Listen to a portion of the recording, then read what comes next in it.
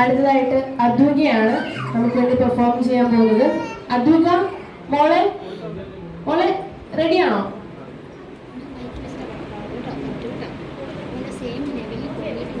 അദ്വിക അവിടെ ഫ്രണ്ടിൽ കുറേ നേരം ബഹളം വെക്കണം, പെർഫോം ചെയ്യണം എന്ന് പറഞ്ഞല്ലേ?